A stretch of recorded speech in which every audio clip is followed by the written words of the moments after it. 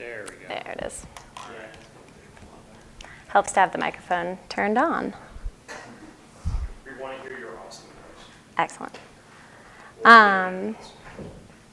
Yeah, so the theme for tonight is, hey Google, name that tune. And it's because we're going to be building on the functionality of the Google Assistant that comes built in.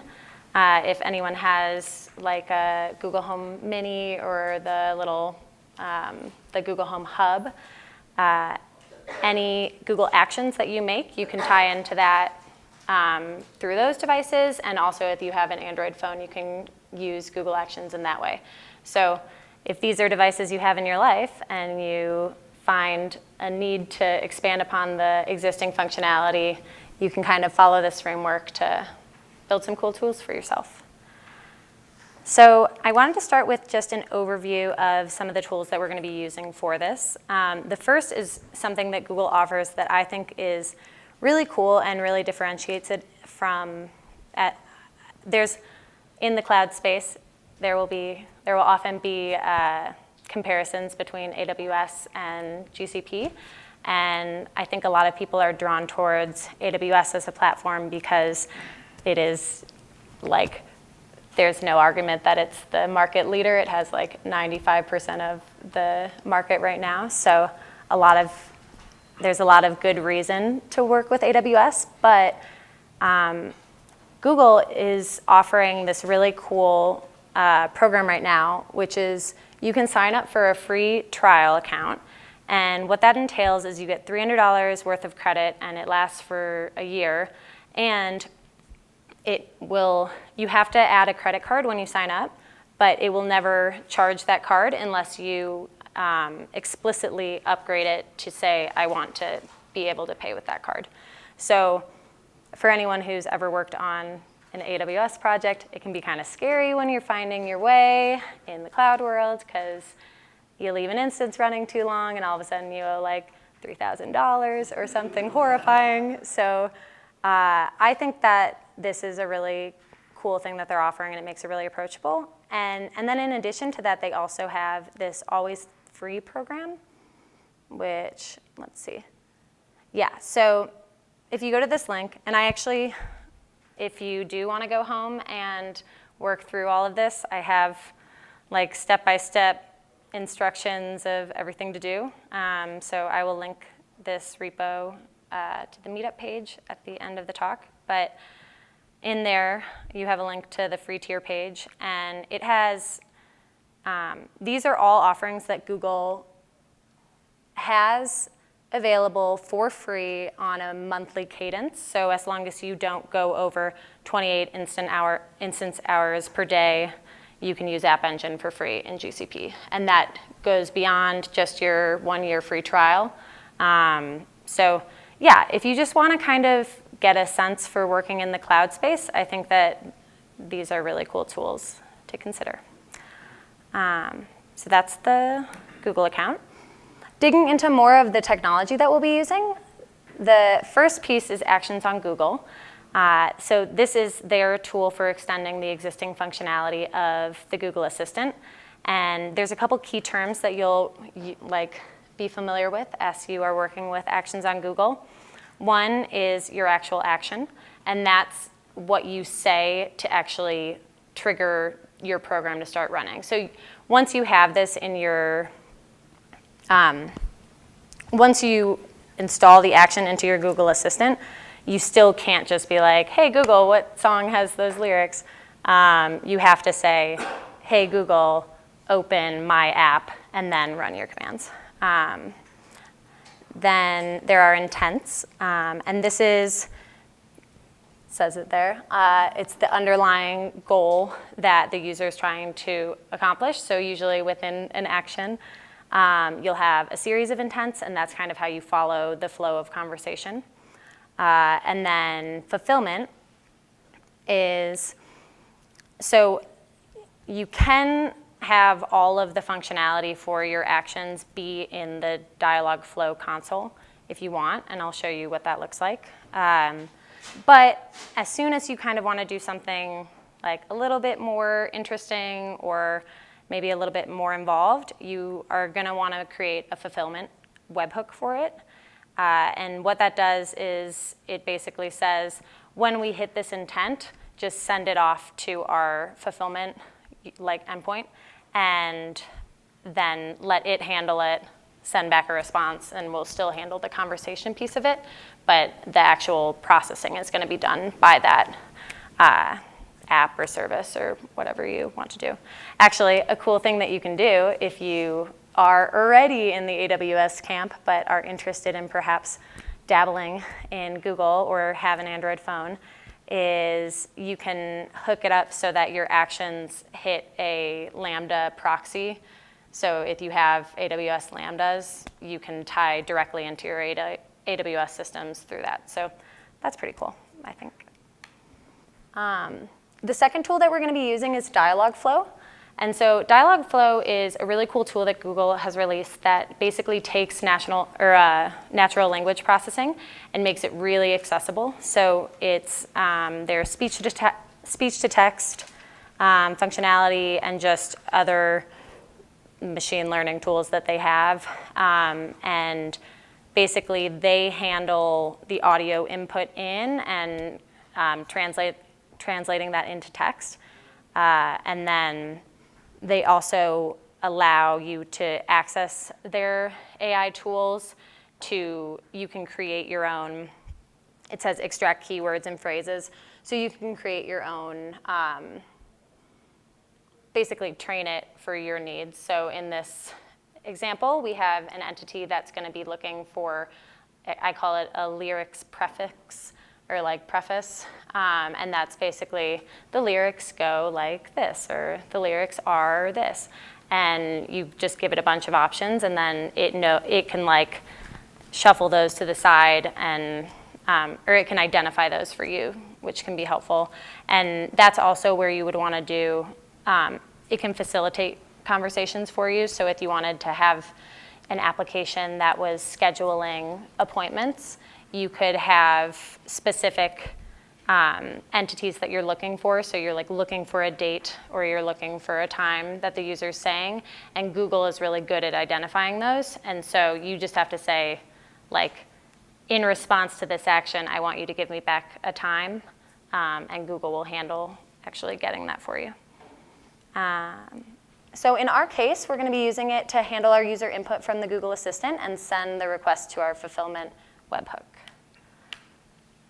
And finally, the last thing that we're going to use is Firebase Cloud Functions. And so this, when I was speaking earlier to the fulfillment that you configure for your actions, this is actually where we're going to be hosting ours. And this is Firebase Cloud Functions are essentially synonymous with AWS Lambdas. You can use them in the same way. So like I was saying, if you wanted to do a Lambda, you could do that and it would have the same effect. So it's really nice because then you can have everything hosted in one place, or have automated deployments, things like that. And we'll be using Firebase's command line tools to deploy our webhook to Cloud Functions. So let's get into it.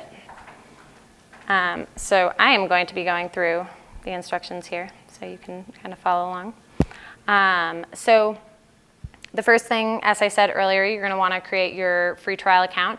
And that actually is important because you need to have a billing account associated with it. In this application, we're going to be making an external HTTP request, or we're going to be hitting an external endpoint, and that is not within Google's free tier.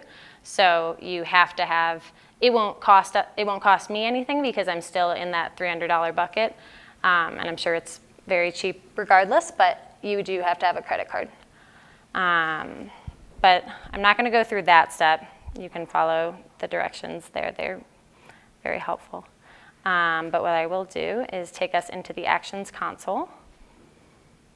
And we'll start a new project, and we'll say Lyrics Finder.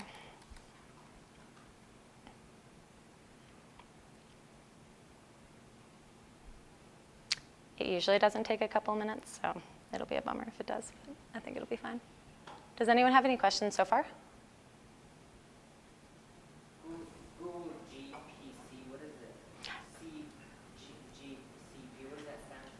Good question. So GCP is the Google Cloud Platform, and that's kind of just their whole suite of tools that they offer. And pretty much everything that we've discussed so far falls into that bucket. Yeah. Did you have one? Yeah, is that Firebase? That goes against your $300. Probably. I'm not, actually, we can look. It's not in the free tier. Cloud Functions are free, which is actually what we're using. I assume that that would be the piece that would cost money. So you can have, let's see, it says you can have up to 2 million invocations per month. And it's possible that I put in about 1 million invocations in the process of testing this, but I think I still will be within my free bucket, so that's good. All right, moving on. So you get landed into this page to create a new project, and you're going to want to pick conversational. And then we'll do build our action, add an action. You have no actions yet. We're going to do a custom intent. And here we are at our action. So I'm just going to click create. And so actually, it would have been, I had an opportunity to show you something there and I missed it. So it, by default, put in the project name that I had listed on. So actually, this is kind of interesting. You can see we just jumped from the Actions console into the Dialogflow console. This is kind of an interesting learning curve piece that you'll experience if you start working with GCP, is that for the products that they acquired, they don't necessarily always seamlessly fit into this broader system. So the Dialogflow has its own console, but working between them has been really seamless, I've found. So what happened there was we created an action in Google, or in Actions on Google, and it just opened us up into Dialogflow with it all ready to have that same name, and all we had to do was press create. So here we are. You'll note that we already have 2 intents. If we're going back to the intent, this is an example of possible phrases that might trigger this intent. So it's just, there's 2 default intents that they always include, and one is the default welcome, and that's how you get entered into the action, and then the other is the fallback, which is what happens when they don't really know what you meant to say, and so those phrases look more like, I didn't get that. What did you say? And you can update these, so if you want your app to be more customized. Yeah? Oh, could you just make it a little bigger? Oh, yeah. Is that good? Cool. Okay, so we have our Actions project and our Dialogflow agent made. Now there is an additional step. So that was what I was going to point out. We could have, when I created the lyrics finder, since I didn't already have a project within GCP with that name, it just automatically made a new project for me in my Google Cloud account. So if I go to console.cloud, nope.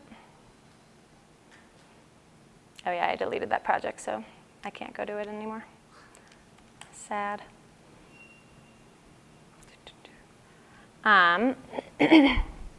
So here you can see the projects that exist for this account. You may be saying, where's Lyric Finder? I thought we made that. It just sometimes takes a bit for it to register that there's a new project, so if you type in the search, it'll come up for you. And something to note about projects, they are the fundamental building block of, let's see if I phrase this right. Basically, they're similar. If you've worked in AWS at all, they're similar to an AWS account. Every resource belongs to so a resource could be anything from a S3 bucket to a Dialogflow configuration, like anything that you're creating, that is always going to belong to only one project and only one billing account. So you can share resources across projects.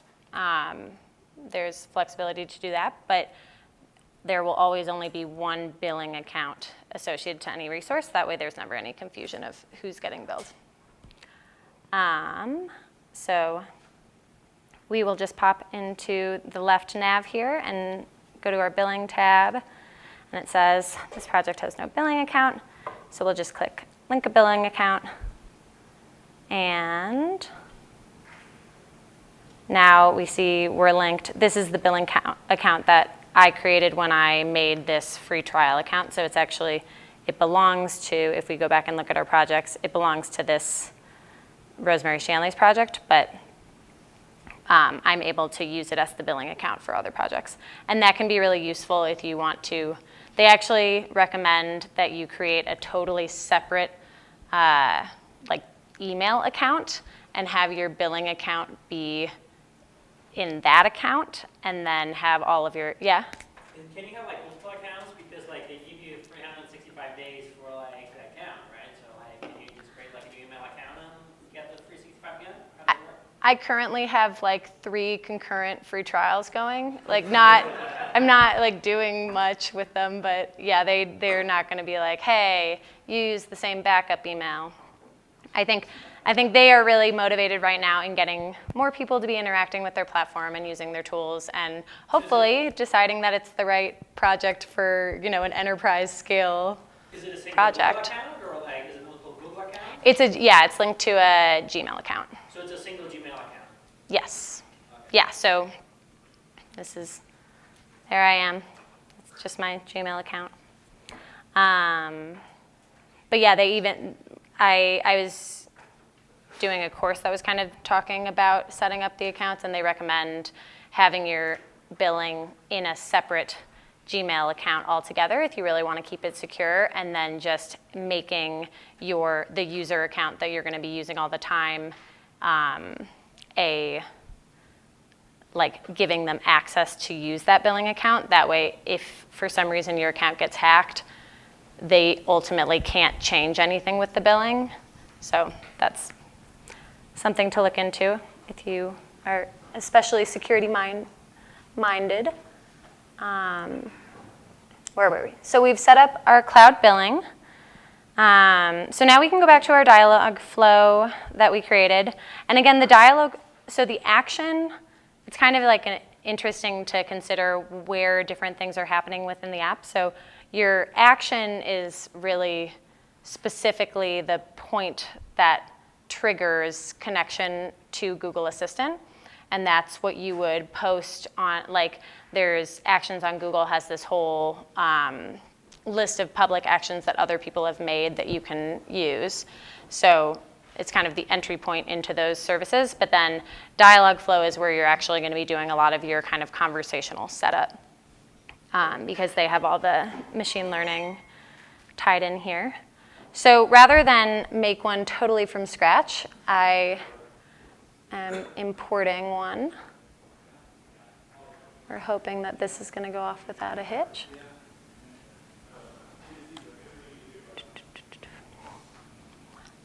You might sit here for a little bit and be like, why is it not loading? I'm connected to the Wi-Fi. What's happening?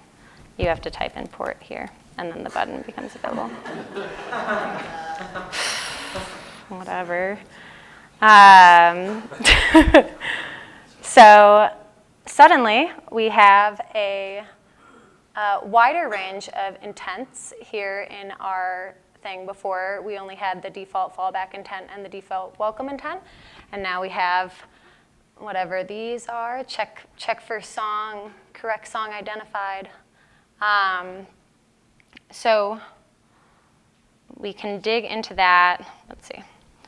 There's another step that we need to do before we can actually have our actions be functional, but I think it's kind of cool to just test it out. So when you want to actually test your intents, once you're getting to a point where they're feel like they're in pretty good shape. You can go into this Integrations tab and then Google Assistant and click here. This is interesting. This is so you can actually configure it. Usually it'll be like, okay, Google, talk to my action. But if you have a really specific thing that you're doing, like, pull up my bill from such and such specific company, the company can actually configure it so that those actions are deep linked. And so Google, without explicitly calling the app, could know to route you in. And if you wanted to do that, you would do it in the implicit invocation, and you would specify a specific intent for that. We're not going to be doing that in today's demo, but it's a cool option that is available to you. So we're just going to go down here and click Test. And we open up into our updating screen. Dialogflow, this is back in the Actions console, actually. So this is the simulator where you can run through and see the current state of your actions and kind of interact with them without having to go outside of your computer. Gordon, did you have a question? Yeah, I'm wondering on those implicit actions, Mm-hmm. Are those then installed on your home menu or whatever it may be when you download that app, or is that something that goes out to anyone who has one to do all that action? I think you have to explicitly have the, actually I'm not sure because it does say, I think you have to explicitly have the action on your on your device. So that it's more globally known for your device. Right. What it'll do, I think the flow that it follows with it is that you'll say your like implicit calling of it, and then it'll say, it seems like you might want to use this app to help you with that. And you're like, yes, that's the one, thank you. So yeah. Thanks. Yeah. So here, we can say, talk to my test app.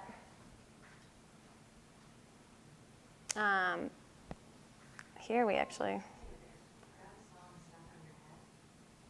I couldn't hook up my Google Home to the Wi-Fi because of security settings, so we're going to briefly turn this on and I won't talk.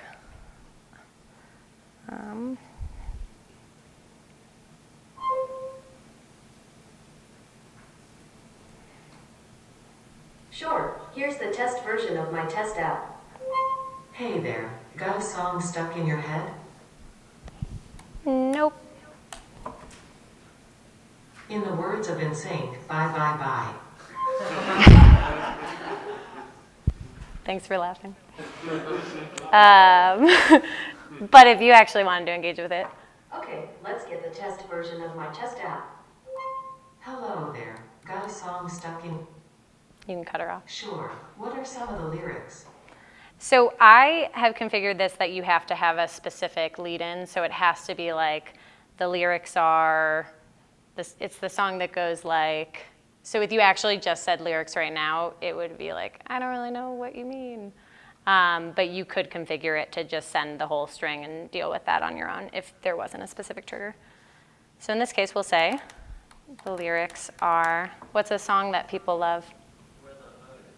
What? Where the hood at?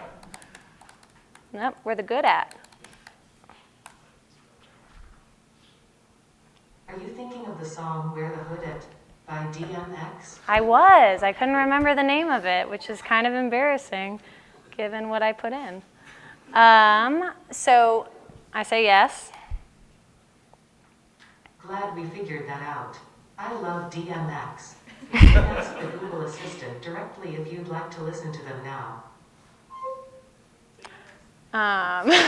So it is an unfortunate thing that I ran into, and so I challenge you guys, if you're very excited to figure out ways to make your custom actions trigger music directly from the custom action, let me know if you figure it out.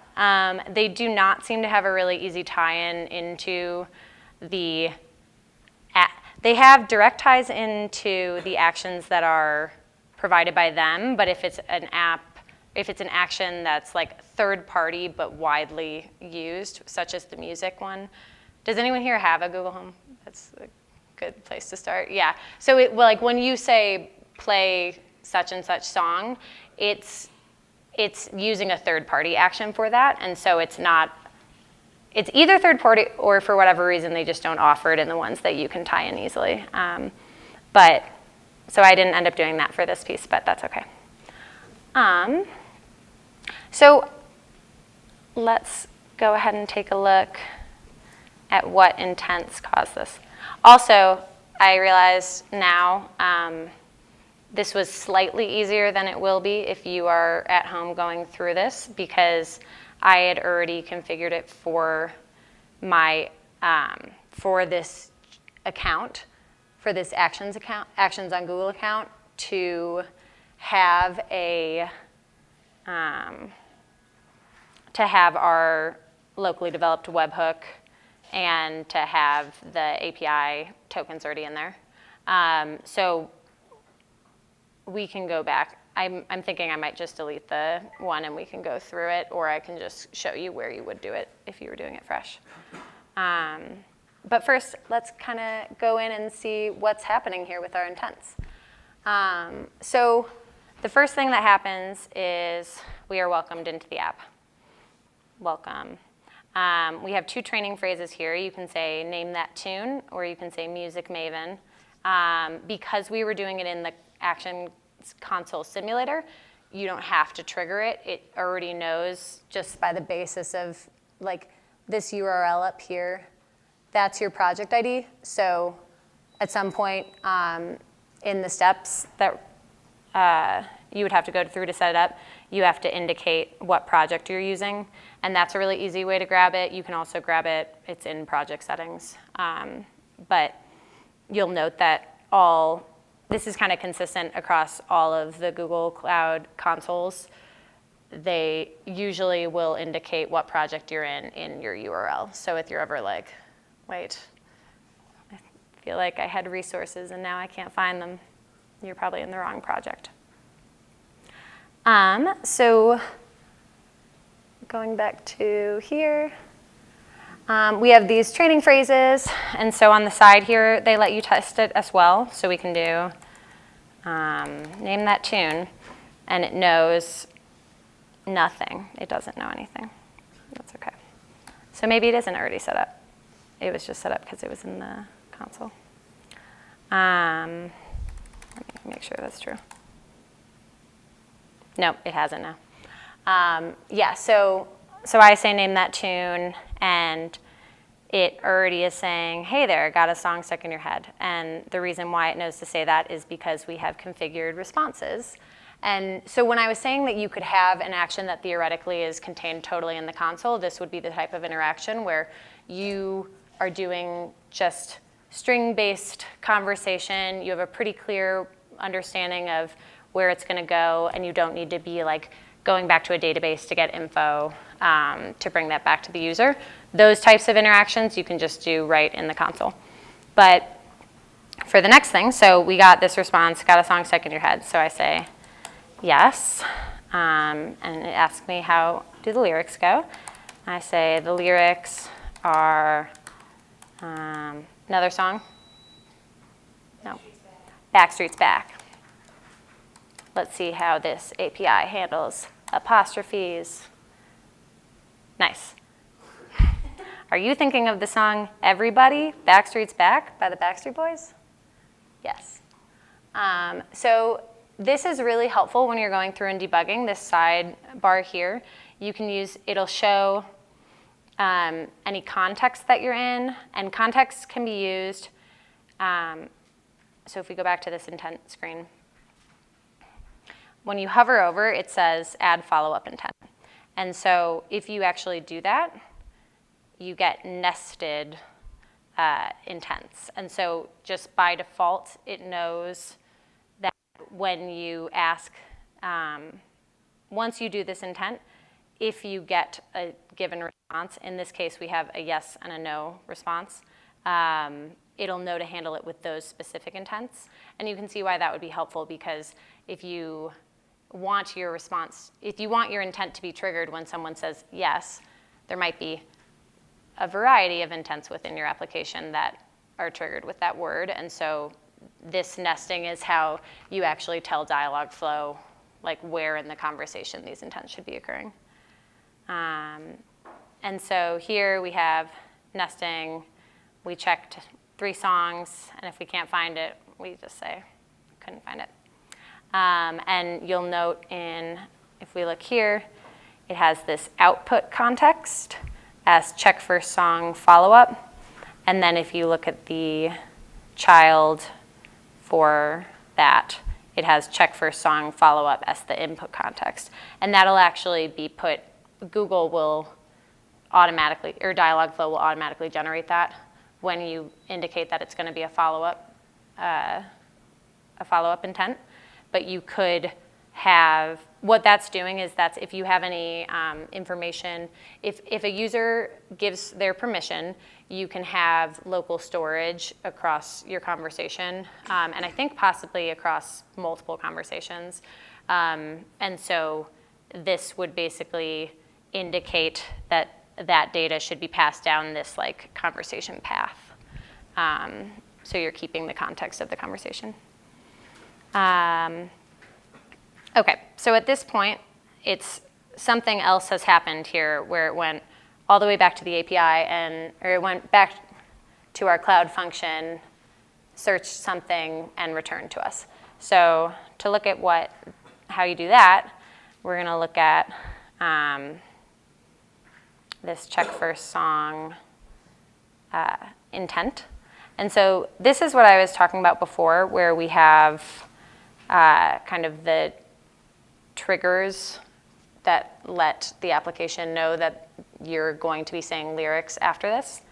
And so those are training phrases, and you tie those to parameters in your application. And so a parameter can be mandatory or required. Like if you're making an appointment, you can't make an appointment if you don't have a date and time. And so what it'll do also is you can set in your intents. We don't have any need to do this in this application, but this number here, lifespan, it basically says like keep the memory of this piece of information over multiple interactions. And why that might be helpful is if it's like, sure, I want to book an appointment for you, and they're like, book an appointment for me on Thursday, and Dialog is doing its best, but it's like we don't have a time yet, so we're keeping track of what we know and what we don't know. I wish I had a good example. They actually show. You can look at the requests and the responses in this actions console here. You can see what it's passing in for the request, and then you can see also what you're passing back as the response. Oh, too far. So that's really helpful for debugging. And if you were looking for, let's see, when we're down here, the request should have, here you can see it says parameters, lyric preface. And so in this case, we only had one parameter that we were looking for, and we asked for it and we provided it right off the bat. So it looks like maybe it just adds the parameters that it's been given so far. But actually what it's doing is if you have multiple parameters that you are waiting on, then it will have those in there, and at various points in time, it'll be like date, null, So how configurable is the webhook? So can you take that response and somehow configure the webhook to send that based on somewhere else to have it trigger like the search? Totally, yeah. So that's a good question. The question was how configurable is the webhook piece of it? So is there flexibility in what you do once you get that? Once you get to the webhook, what is the range of options that you have? And so that's a good segue, and we can dig into that now. So here we have, we're going to look at the check first song intent, and it will get triggered if it hears any of these words, and then it'll note that those entities should be passed along as the parameter for lyric preface, and then down here, you'll note we don't have any responses in the console like we did for the other one, and instead we have this enable webhook call for this intent turned on. And so what that does is say, we're not going to handle it in the console, send it to the webhook. And the way that you do that is you'll see right here, we have enabled webhook in the fulfillment section of our intent, or of our action, agent, sorry. So for Dialogflow, your agent is the parent. It's kind of equivalent to your action. An agent will contain multiple intents. Here's the music one that I brought in because I downloaded all the intents from music and tried to import them in to see if that could help me to trigger it, but they just have not really made it straightforward yet. But so you'll see this is our webhook that we're going to be hitting, and we can go into our Firebase console to actually see where that's configured. So the way we do that is you'll have, if you pull down this GitHub repository, it's configured to be a Firebase project. And so all you have to do to convert that for your own project is that you'll log in. You have to set up your local environment here and give it the project that you're going to be using. So that's going to be whatever project you created. You would just want to make sure probably that it's the same project that you're using for your actions. Otherwise, you're going to have to go in. You could share across projects, but if you do it that way, then you're going to have to do extra privilege granting, because projects by default have access to all of the resources in the same project. But even if I'm in the same overarching Google account, in between, like between projects, they aren't allowed to share resources by default. So this here is really the meat of how we get our Firebase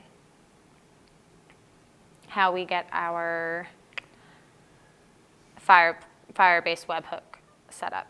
And we can go into the console to show what that looks like. I'm going to see how easy it is to just delete it. Got another console. Everyone's excited about it. So here we can see the various projects that we have. And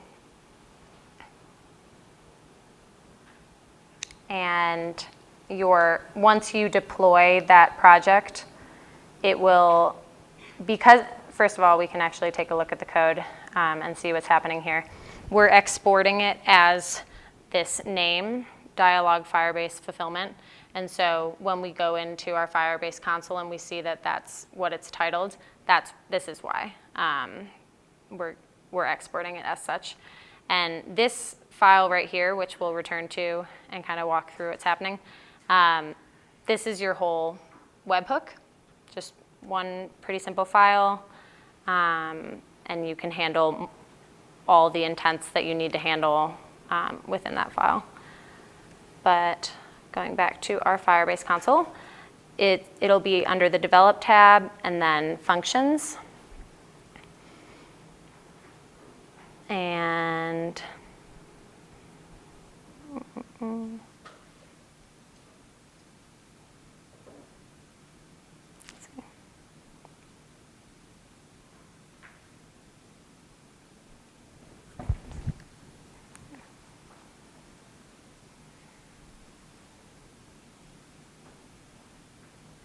dashboard.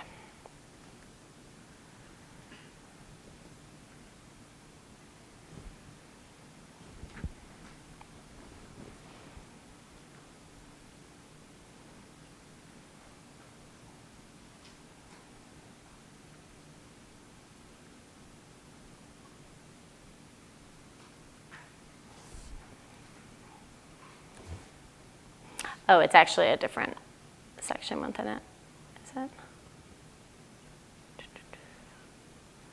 Oh, it might be tied into, I think it's tying into my other actions function. And so that's good. That means that we actually should be able to just go through the steps and reset it. So let's do that.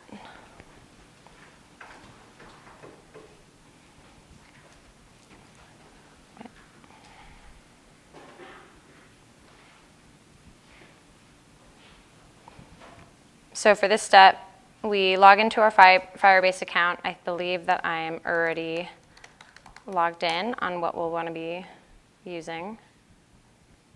Yeah, so this is the email address that I have already configured. And we can do Firebase list to see what project it's using right now. We bump it up again? Mm-hmm. Yeah.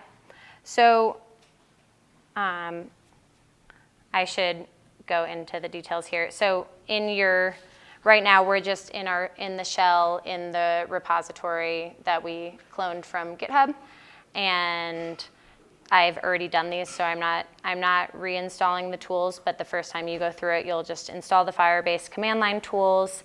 You can check the version to make sure that it's downloaded as you would expect, and then you log in by doing Firebase login. So just to show you what that's like, let's do log out.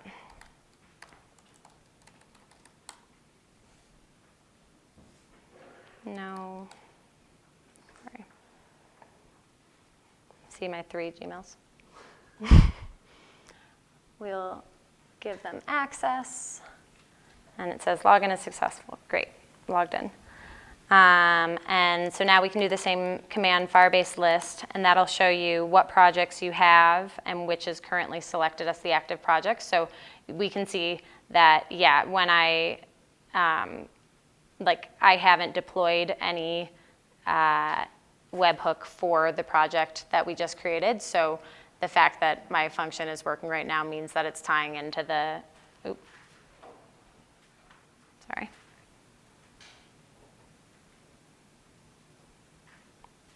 Are we back?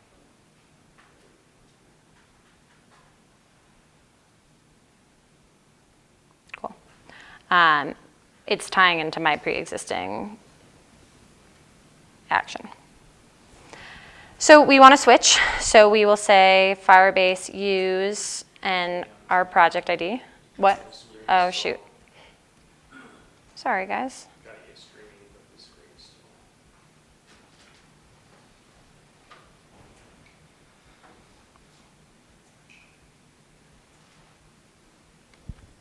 Apple TV lost its connection. Okay.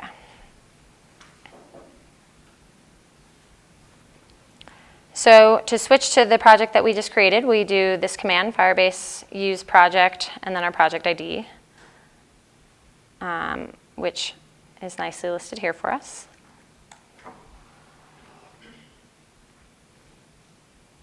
And so now we will actually have to go through and use that. So to pull back the curtain behind what is happening with the lyric searching, I am tying into an API that Genius provides. If anyone has ever Googled lyrics, they've probably come up in the top search results for you. And they also have a pretty nifty API that you can tie into. So this is just if you were to run it in Postman, you can see what your response is. That's really nice if you want to be debugging. Yeah. What's the limit on the Genius API?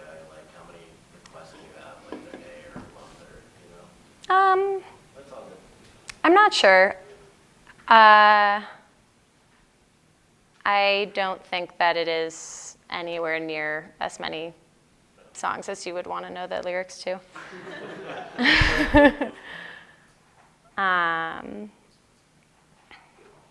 All right, so I have already generated an API key, so I'm just going to grab it out of Postman. But if you are doing this at home from scratch, you'll make one for yourself and then just add it in as a this line right here is how we add it to our cloud functions configuration so that our cloud functions have access to it as an environmental variable. Because obviously you don't want to have your API keys hosted on GitHub. Do you think it'd be useful to upload your Postman collection to the repo that you created? Yeah, I can definitely do that.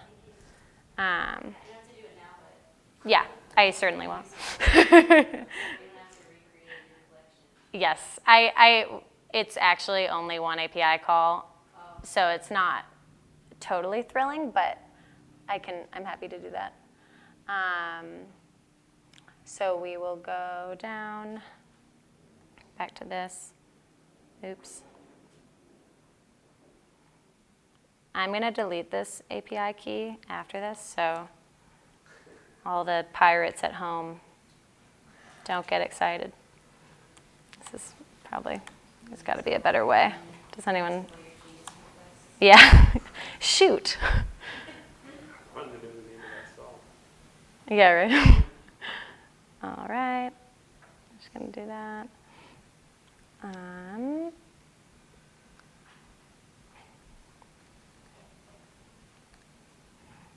So we'll just pass that in.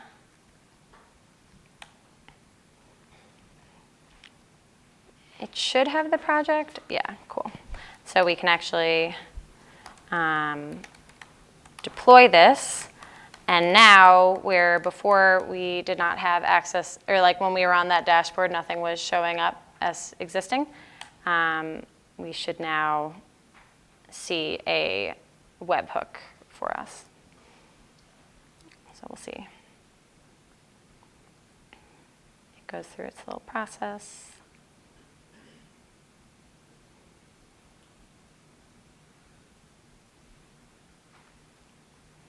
I've already installed, so I didn't do that step, and it should be okay.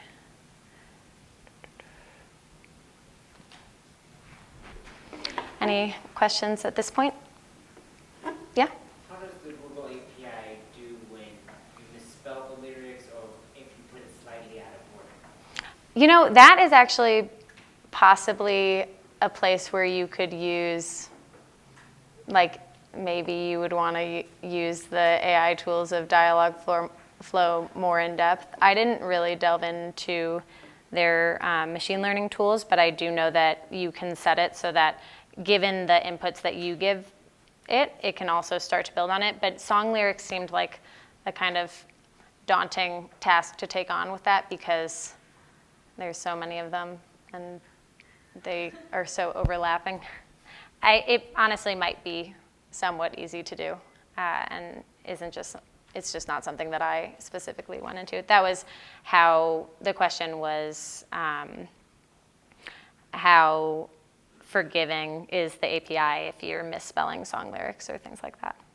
But I think one of the pieces that Dialogflow has been really tooting their own horn about is that they have very, very good spelling of like speech to text. So hopefully just by the sheer nature of you not being the person typing it and leaving it to very smart Google, you won't run into too many spelling errors. But if you have the lyrics wrong, then you're going to be in trouble. All right, so we can go to, we see now, it says Project Console, your action is up there. Shoot. That is the other action. Oh no. Yeah, for some reason, I think when it says use project here, it does not always work. I think you need to do an init command often if you already have a project that's configured. So be aware of that, and a really easy way to work around it is you can just add the project flag to it here. And we'll grab our project name. You can see how I knew that because it said Project Console, and we see here, this is the project that it sent it to in the URL as we expect. And that is not the project we're working on. So I'll just run that one more time.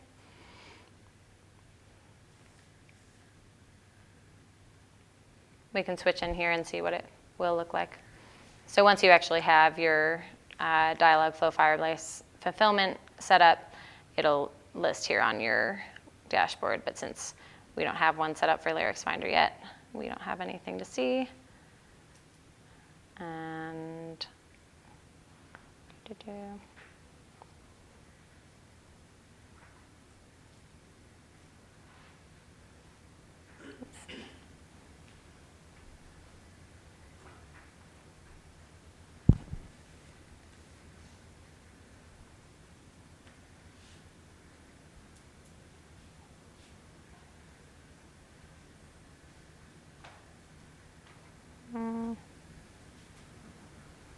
there we go.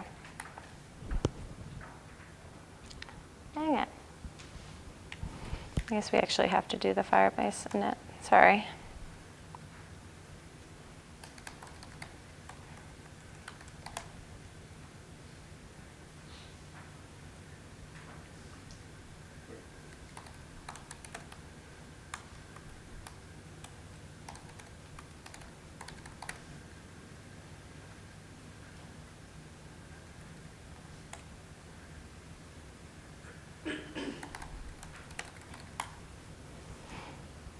So here we can just only select functions because that's all we're going to use. We can do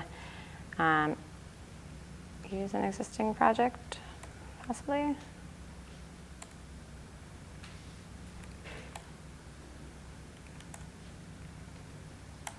Oh, wait.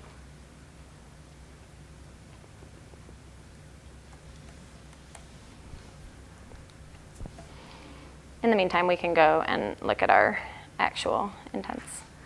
Are we at on time? So this is our webhook that we are in the process of deploying. And you'll see we're pulling in Dialogflow's like object that you can access, and then also the Firebase functions. Yes. So we initialize the app using that dialog object, and then we can call this app.intent. And basically what that's saying is anytime we have an intent in our console that we are sending out to, anything that's configured to hit the webhook, it'll get sent to this app, and then it'll check to see if the name matches, and it has to be the same. It's all case sensitive, so be aware of that. But once it matches, then like this is what it will handle for that intent. And so here we see check first song. That was our first entry point. And so we're actually grabbing that lyric preface that we saw was registering. And we are taking the query that gets sent in. That's the string. That's just the actual text that you uttered, your utterance, as they call it. And we're splitting it at the lyric preface, and we're taking what is after it. And then we're calling this function checkSong, which is up here. And this is where we pull in, if you need to access your environmental variables, they are located in functions.config. Functions is coming from the Firebase function API. So that's when we were configuring that. That's how we're then later accessing it. So let's see if this is okay now.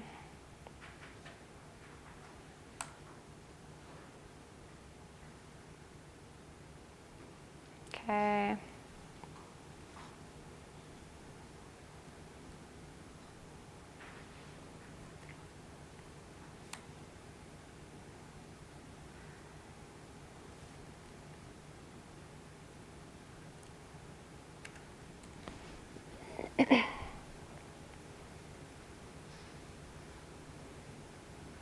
This is promising. Sorry. But I think that this is a really good demonstration of the fact that it is kind of easy to, without noticing, be working within the wrong project when you're working in GCP. And so you do have to be really mindful of it, because there can be worse repercussions if you do that for something important. Do they provide any way for you to test and develop this stuff locally to start? Because I'm just thinking in my head, if I were writing this and realized I made a change to the that webhook file, do I have to go through this whole process to get it back up there to try it again? Yeah, if you're lazy and like me, you might say do that, but but they do have a really good tool, it seems. I was like messing around with it a little bit, and then I kind of decided it was more effort than it was worth, because you have to configure the response. You have to configure the request object that you're sending in. So that could be simple, because you can pull it out of your, you can take it out of your console that we were in Dialogflow. Console that.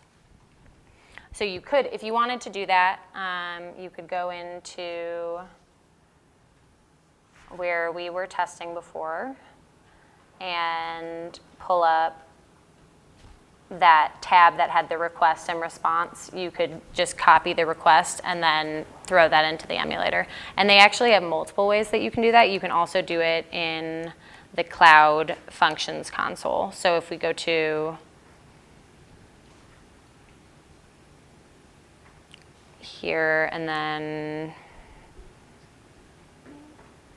what's the easiest way to get here? We can go, if you do view stack driver logs, this will take you into the Cloud console for specifically that. I have one right here. So now you can see all of the calls that are being made to yours. You'll note that, oh yeah, they're here. And where was there? There was an easy way to see the logs, I think.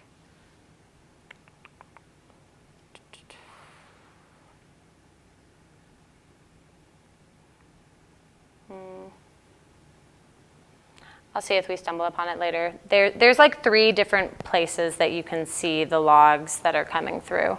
And they all kind of provide you with different information depending on what's going wrong. So I guess it's... That page you were just on is that request tab, right? What? That's the logs viewer? No, Yeah. The other one, the action one.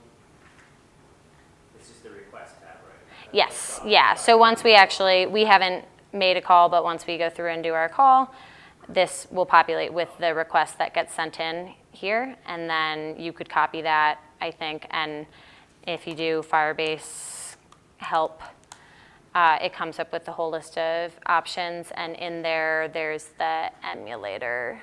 Yeah, set up emulators, Firestore, and database. So if you wanted to, you can do some, I guess that's specifically if you have data things. But there's another place in one of the consoles that lets you run it in like a little shell in that browser window too. So there are plenty of tools for debugging if you really are getting stuck there. Okay, hopefully this has loaded now.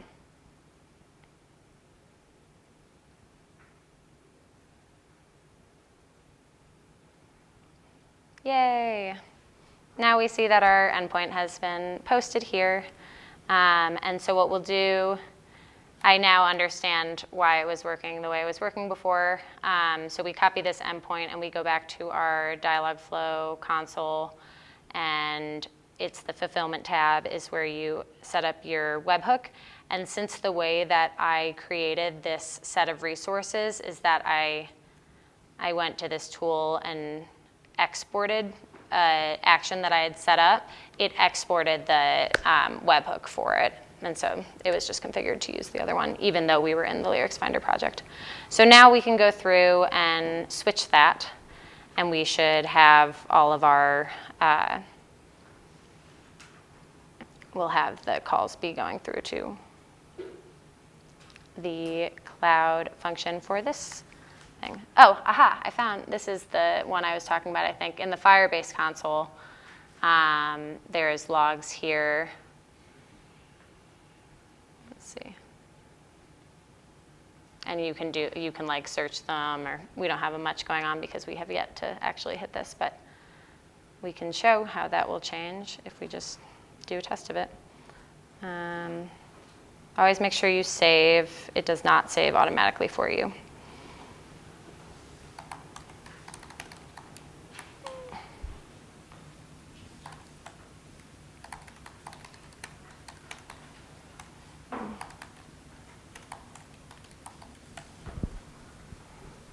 And so now if we go back to our logs, we can see that we've had those new calls are coming in to our endpoint.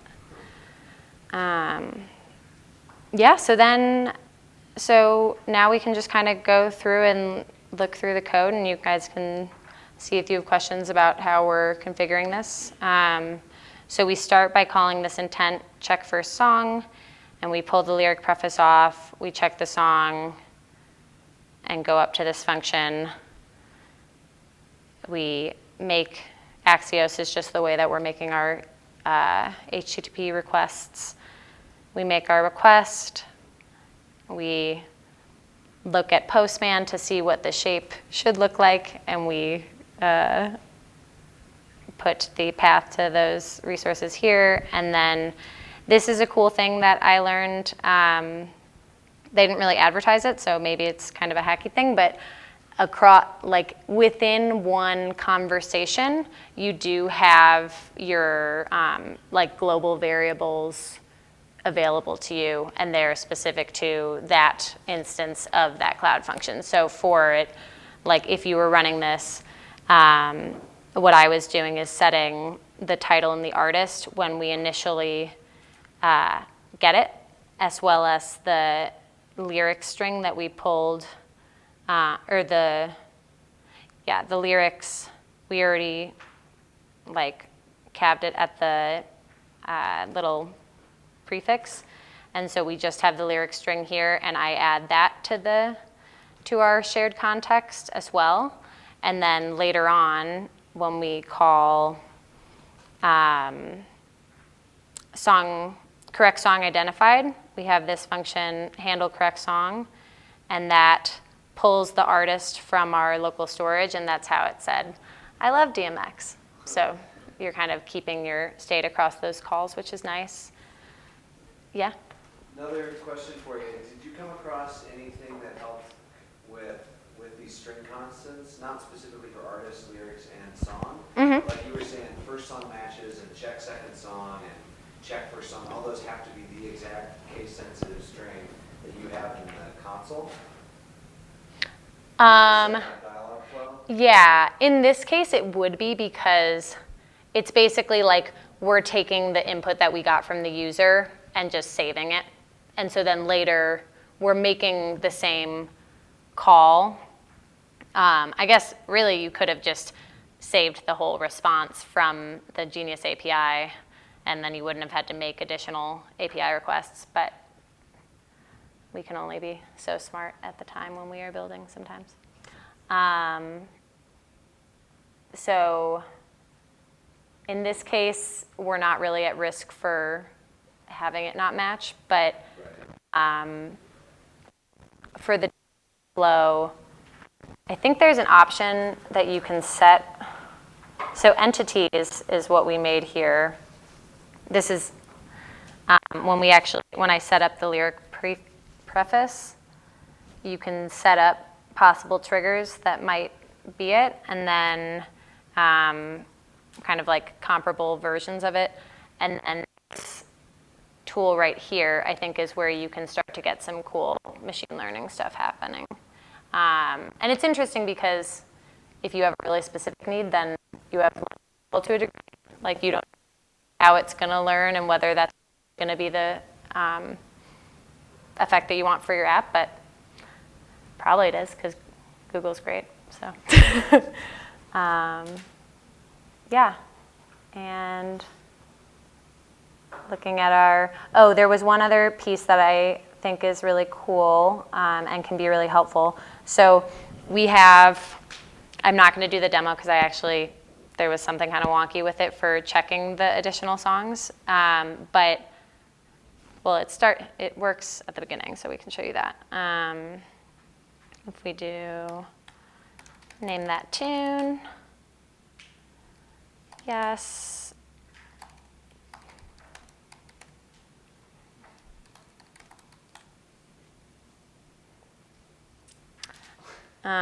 This was actually a really bad one to pick for that. So if you say no, oh, there's another. Empty Space has the phrase Space Jam in it as well. So are you thinking of the song Empty Space? And basically what it did is it did that and it pulled the second hit that we got back from Genius. And then we say yes, and maybe it just works. Nope, yeah, see now it pulls up Space Jam by Hen Ico. So some things configured here wrong, but what is cool is that if you have an intent that, like we were saying, it doesn't necessarily, you don't want to have to trigger it by having them say, I have found the, or like, tell me about the correct song that I got. Like, if it doesn't have a very clear lead-in, it can't just automatically pick up that it's that intent. But if you don't want to have them be nested in perpetuity, you can use this cool conv.followup. Also, I don't think I touched on this. So conv right here, the parameter that we're getting from the intent, that is an instance of the, where are we getting that from? It's a dialogue conversation object, I think. And so if you look up the documentation for that, there's a bunch of cool, let's see, conv dot, see all my cool stuff? God bless you. Yeah, Dialogflow conversation. So this parameter that we're passing in is an instance of that class. And so if you want to go through and see what's available to you, kind of to the question we had earlier, I forget which one of you asked it. Oh, I never ended up, shoot, I never plugged it in.